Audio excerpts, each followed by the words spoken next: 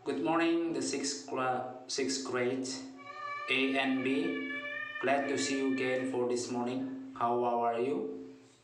Hopefully you are in good. So today we will continue our lessons. We talking about tourism object. Yeah, tourism object. Chapter 7. Ya. Sebelum kita melanjutkan penjelasan berikut atau kita mengenal tempat-tempat wisata, terlebih dahulu Mister ingatkan kembali, jangan lupa pembelajaran sebelumnya ya, yaitu tentang culture, di mana kalian harus mengenal budaya-budaya Indonesia, lebih khususnya budaya kita yang ada di Bali. Oke anak-anak, untuk tema kali ini adalah tourism object atau tempat-tempat wisata. Nah, seperti yang kita ketahui, tempat-tempat wisata itu ada dua bentuk. Yang pertama adalah wisata alam, di mana wisata alam itu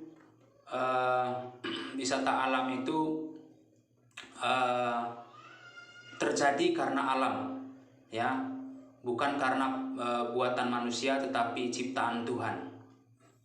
Lalu yang kedua itu adalah wisata buatan atau yang dibuat oleh tangan manusia. Nah, apa contoh-contohnya ya? Apa contohnya wisata alam atau tourism object tersebut yang akan mempunyai daya tarik untuk dikunjungi? Ya, perhatikan gambar berikut. Itu adalah gambar gunung, betul? Tetapi gunung tersebut ada 3. Ya, kalau dalam bahasa Indonesia disebut dengan pegunungan. Ya, kalian tahu kan pengertian gunung? Gunung itu adalah gundukan tanah yang tingginya 600 meter lebih ke atas dari atas permukaan laut. Nah, di dalam gambar itu ada 3 gunung. Kalau dalam bahasa Indonesia disebut dengan pegunungan. Pegunungan dalam bahasa Inggris disebut dengan mountain. Ya, you can repeat after me, mountain. Okay, next picture. Ya, ini adalah gambar gunung ya. Gambar gunung. Gunungnya cuma satu, tidak diapiti oleh gunung yang lain. Maka dia disebut dengan gunung. Jadi kalau contoh di Bali adalah Gunung Agung. Bahasa Inggrisnya adalah mount. Mount. Jadi kalau Gunung Agung berarti Agung Mount. Next picture. Nah ini gundukan-gundukan tanah yang tingginya di bawah 600 atau 600 ke bawah meter dari atas permukaan laut. Nah, kebetulan dalam gambar itu ada beberapa gundukan tanah. Itu dalam bahasa Indonesia disebut perbukitan. Nah, perbukitan dalam bahasa Inggris disebut dengan hills. Ya, hills. Ini ulangi, hills. Kemudian gambar yang berikutnya adalah ya bukit. Nah, bukit itu satu saja, jadi tidak ada diapiti oleh bukit yang lain. Itu bahasa Indonesianya disebut bukit, bahasa Inggrisnya disebut dengan hill. Ya, next, kumpulan air yang sangat banyak dan dikelilingi oleh daratan, disebut danau ya Nana, betul? So, apa bahasa Inggrisnya? Lake. Lake ya. Kemudian jurang. Jurang. Nah, jurang sangat terjal sekali dalam. Biasanya juga dalam jurang ini ada banyak gua. Nah, gua itu bahasa Inggrisnya cave. Tetapi jurang kita pelajari adalah cliff. Oke, sampai di sini we can read it together about the pictures on the screen. Please follow me. Mountain. Okay, good. Mount. Good. Hills. Well done. Hill. Bukit ya. Lake. Danau. Lake. Kemudian cliff. Next picture. Hutan. Ini gambar hutan, betul? Ya. Next picture. Ya, ini adalah hutan. Hutan bahasa Inggrisnya forest. Ya. Pintar ya. Next, air terjun. Bahasa Inggrisnya waterfall.